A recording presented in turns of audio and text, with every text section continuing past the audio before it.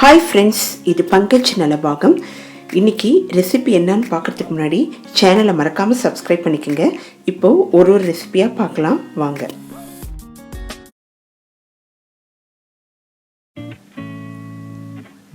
First நான் பெருங்காயத்தை ஊற வச்சிடுறேன். இப்போது அரிசி மாவு 2 கப் எடுத்திருக்கேன். இதை நல்லா சலடையில் சலிச்சுக்கலாம். முறுக்குக்கு நம்ம 5 நிமிஷத்துலேயே இதை செஞ்சு கொடுத்துடலாம். அவ்வளோ ஈஸியான ஸ்நாக்ஸு. இதோட நம்ம அடுத்து ஒரு ஸ்வீட்டும் பார்க்க போகிறோம்.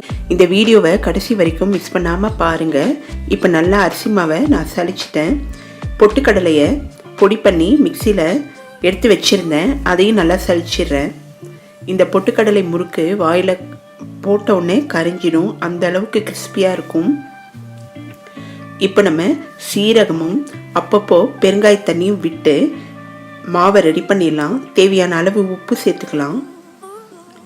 வெள்ளை எள்ளு சேர்த்துக்கலாம்.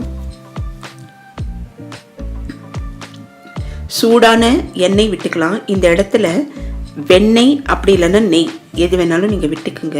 இப்போ நல்லா மிக்ஸ் பண்ணிடலாம்.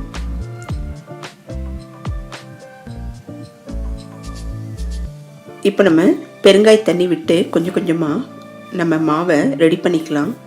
இப்போது தண்ணீர் விட்டு நம்ம முறுக்கு மாவு பதத்துக்கு மாவை தயார் பண்ணிட்டோம்.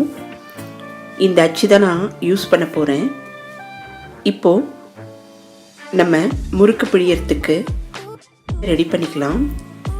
தேவையான அளவு ரெட் சில்லி பவுடரை சேர்த்துக்கிறேன். நான் கொஞ்சம் காரமாகவும் அதே டைமு முறுக்கு இருந்ததுன்னா குழந்தைங்க ரொம்ப விரும்பி சாப்பிடுவாங்க. இப்போ சூடான எண்ணெயில் நம்ம முறுக்கை பொரிச்சிடலாம். இது செய்யறதுக்கு எனக்கு ரொம்ப கம்மியான டைமே ஆச்சு. நீங்கள் ஸ்கூல் விட்டு வரும் குழந்தைகளுக்கு நீங்கள் இந்த மாதிரி செஞ்சு கொடுத்தீங்கன்னா குழந்தைங்க விரும்பி சாப்பிடுவாங்க.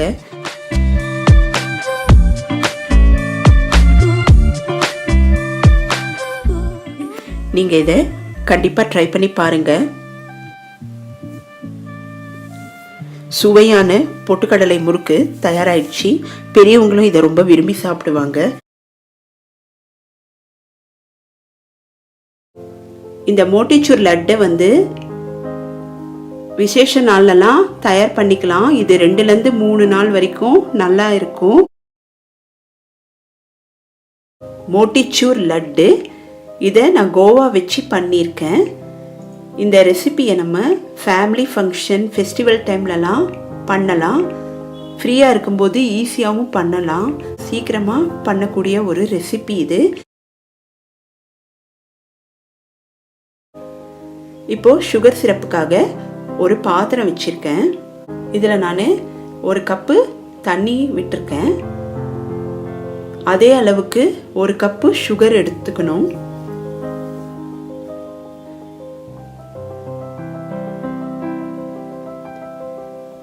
அதாவது 1 கப்பு வாட்டர்னா 1 கப்பு சுகரு, அந்த மாதிரி கணக்கில் நம்ம எடுத்துக்கலாம்.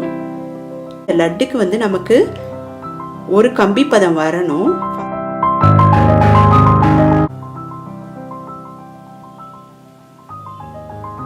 இந்த டைமில் நம்ம அடுப்பை ஆஃப் பண்ணிடலாம். நமக்கு இந்த கம்பி பதம் தான் இப்போ லட்டு பிடிக்கிறதுக்கு தேவையாக இருக்கும். இப்போ நான் இதில் ஏலக்காய் தூள் கொஞ்சம் ஆட் பண்ணிக்கிறேன்.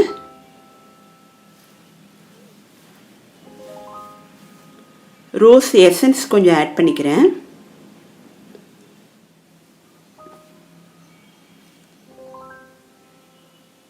இந்த கம்பி பதம் ரீட்டைன் ஆகணும்னா கொஞ்சம் லெமன் பிழிஞ்சு விட்டுக்குங்க.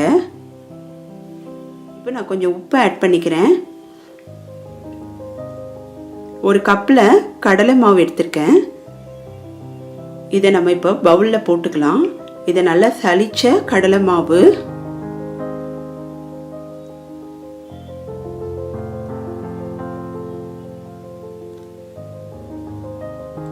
இப்போ நான் கொஞ்சமாக பேக்கிங் சோடா ஆட் பண்ணுறேன்.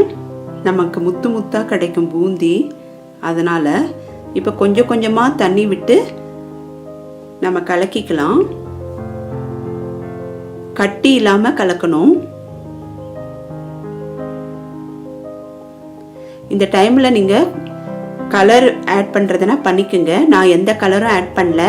குங்குமப்பூவை கொஞ்சம் நேரம் தண்ணியில் ஊற வச்சு அதை சேர்த்துருக்கேன். இப்போ கொஞ்சம் தண்ணி விட்டு நம்ம இந்த கன்சிஸ்டன்சிக்கு கொண்டு வந்துடலாம். பாருங்கள், ரொம்ப தண்ணியாக இருக்கக்கூடாது, இந்த திக்காக இருக்கணும் மாவு. அப்போ தான் நமக்கு கரெக்டாக பூந்தி போட வரும். இப்போது ஒரு கடாய் எடுத்துக்கலாம், அதில் கொஞ்சம் எண்ணெய் விட்டுக்கலாம்.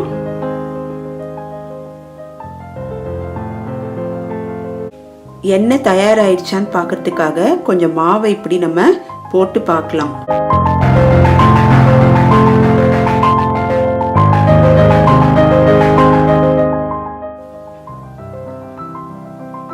இப்போ ஒரு ஜார்னி கரண்டி மாதிரி எடுத்துக்கலாம்.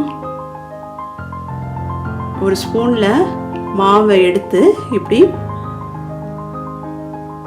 ப்ராசஸ் பண்ண ஆரம்பிக்கணும். மெதுவாக பண்ணணும், கேர்ஃபுல்லாக பண்ணுங்க.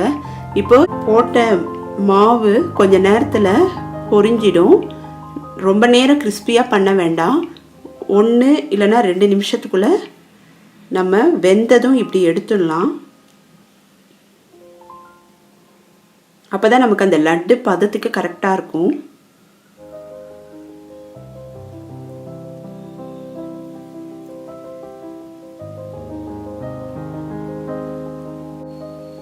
இப்போ பாருங்க, இன்னொரு டைம் பண்ணி காமிக்கிறேன். அழகழகா முத்து முத்தா விழுது நமக்கு பூந்தி. இப்படி எல்லா மாவையும் நம்ம பொரிச்சு எடுத்துடலாம்.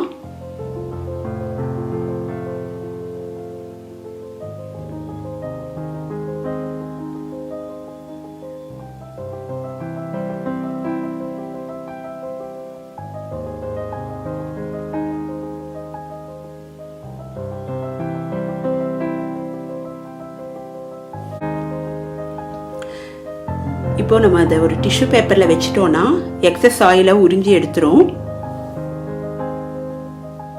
இப்போ நம்ம ஒரு மிக்சியில் அதை கிரைண்ட் பண்ணிட்டு வந்துடலாம். பல்ஸ் மோடில் வச்சு பண்ணணும். இந்த மாதிரி நமக்கு கிடைக்கும், கோர்ஸாக கிடைக்கும். இப்போ இதில் நான் வீட்டிலே ப்ரிப்பேர் பண்ண கோவா ஆட் பண்ணிக்கிறேன். இந்த கோவா லிங்கை டிஸ்கிரிப்ஷனில் கொடுத்துருக்கேன், பார்த்துக்குங்க. கட் பண்ணி வச்ச நட்ஸ் ஆட் பண்ணிக்கலாம். பாதாம், பிஸ்தா, முந்திரி.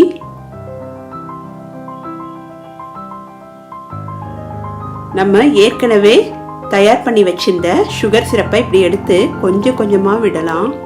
ரொம்ப விட்டோம்னா நமக்கு லட்டு பிடிக்க வராது.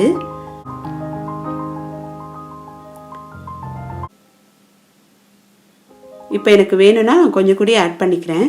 இப்போ இதை 2லேருந்து 3 நிமிஷம் அப்படியே இலக்கி கொடுத்து விட்டுடணும். அப்போ தான் அந்த சுகர் ஃபுல்லாக இழுத்துரும்.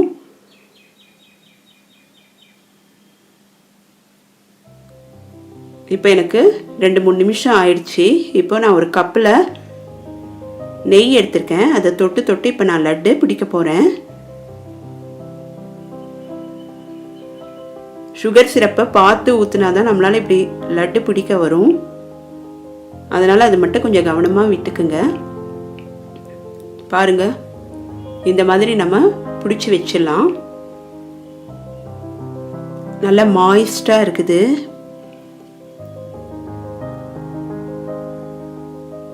இந்த மாதிரி நம்ம ஒரு லட்டாக பிடிச்சு வைக்கலாம்.